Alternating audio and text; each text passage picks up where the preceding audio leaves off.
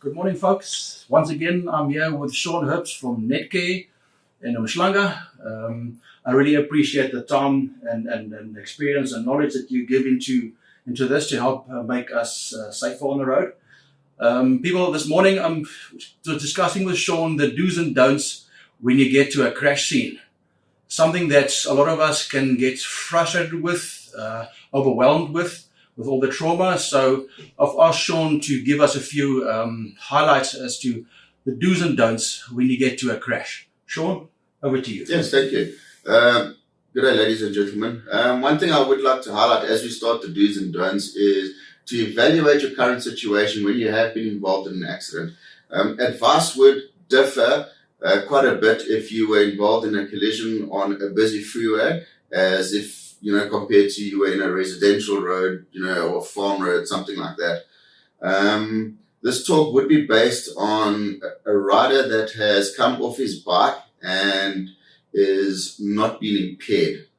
By that I mean you haven't sustained serious injuries, that you are unconscious, you're not able to move, those kind of situations. It's not always possible to move a damaged bike. Could be steering damage, whatever damage, structural damage to the bike.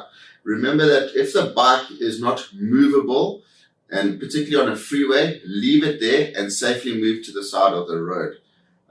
This is, just to try and avoid the chance of another vehicle driving into you while you are trying to move the bike. If you're in a residential area, then, a single road, a road with two lanes, I'm sure you'll have all the time to move the bike.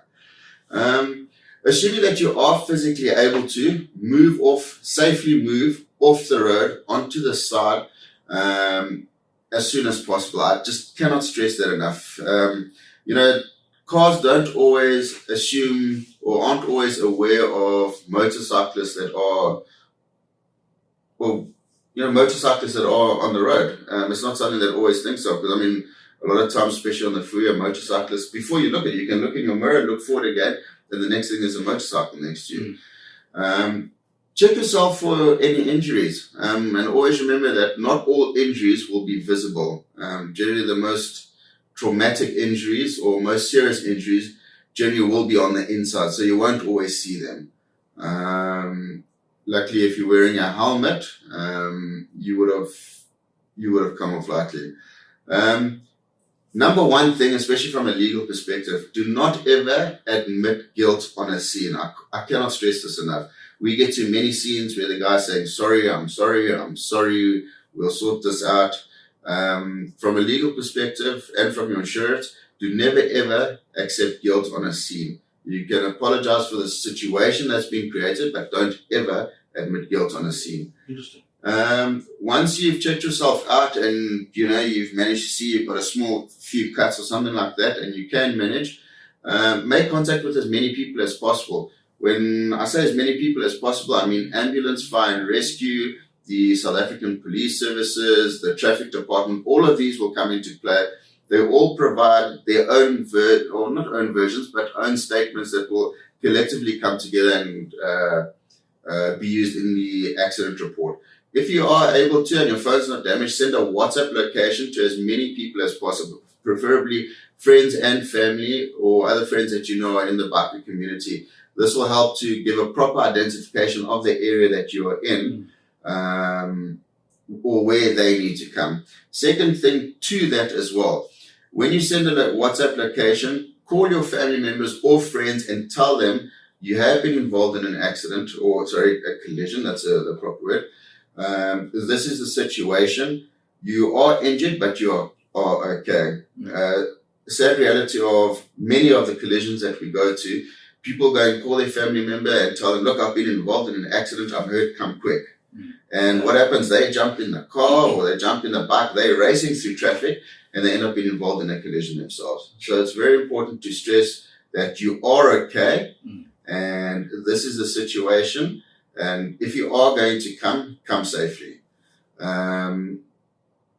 Try to get motorist attention. Very important thing as well. Stand on the side of the road where it's safe to do so. And I think it's internationally accepted that doing this is an international recognized symbol for slow down. Yeah. So definitely get people's attention. It will cause a lot of traffic backlog, but you'd rather sit with a lot of traffic that is moving slow than traffic that's whizzing past you at some crazy speed. Take photos of the damage to your bike and all other vehicles.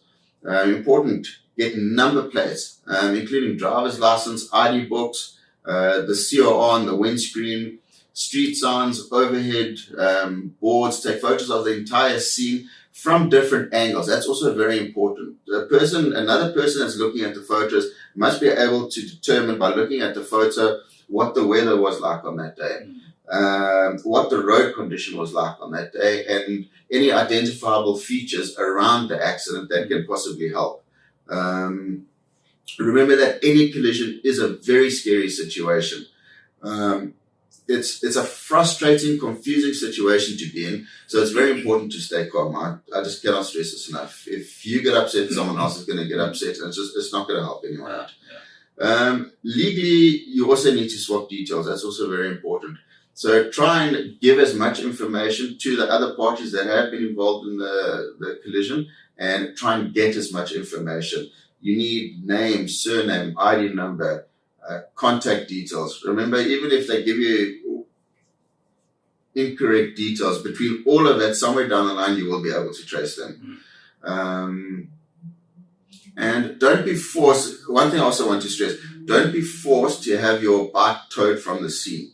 That's very important. Call your insurance company yourself, so you know you are actually talking to your insurance company, and find out what procedure they want to be followed at the scene of the accident. Many times people are in a stress situation. They don't know what's happening. Towing service will arrive on scene. It doesn't look. I'm generalizing, but it doesn't always happen. But there is chances of this happening, where the driver will then go and call a towing service, or call in what you think is an insurance company. He'll give you the phone and say, "Look, yeah, we're speaking to your insurance company. Ask them what they want." And it ends up not being your insurance company. It ends up being a connection in the office. And then they'll go and give you a detail and say, no, it's fine. We've got you on record. That towing service can tow your vehicle. So that's just, a pull that I want everyone to remember is don't be forced into towing, getting your vehicle towed. That's one thing I want to stress. Shawn, when a rider on his own gets into a crash, let's say he finds a spot that's bleeding or something, and he needs to attend to that. What can he do to give attention to those injuries until he can actually make a phone call? Because he might have a serious laceration or a cut somewhere where it's bleeding profusely. What can you do in situations like that to kind of stop that bleeding until you can make a phone call for emergency services? Any situation where you have extensive bleeding, because I'm sure most motorcyclists don't carry a very extensive first aid kit with them, but what you can do is apply pressure to the wound. If you have a leg wound or an arm wound, a simple thing is to keep your arm, if you have extensive bleeding, keep your hand on your arm and apply pressure. The pressure will stop the bleeding. If you let your hand go, there's a good chance that the bleeding will continue. So, it's a very difficult situation. When you do have a bike accident, invariably there will be one or two other people that will go and stop on the side of the road because of curiosity. You can then go and ask them, "Look, please take my cell phone out my back pocket or my jacket." You give them what the password is to unlock your phone if it is locked, and tell them to call specific people on the group. I know there are some mobile apps that you can download which would detect a crash and send an emergency SMS to that service provider to notify paramedics to come out.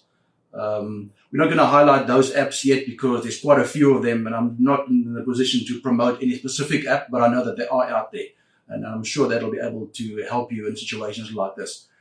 Shawn, again, thanks so much. You're welcome. From a previous discussion we saw a huge interest in these kind of things, and we're going to continue with these interviews. And I'm just very grateful for Shawn's time and expertise in this field to really make a difference to us on two wheels. And I'm sure that some people in four wheels are also watching. So please take heed, listen to his advice, And let's hope you are not involved in that crash, because we don't want to see these guys any time soon. But when we do, we know that we are in very good hands, and we have not a thing to worry about if we are involved in these kind of crashes. Folks, thanks so much for tuning in. Shawn, thank you so much for your time. Thank you very much. I really appreciate it. We'll see you guys next week. Guys, until then, stay safe.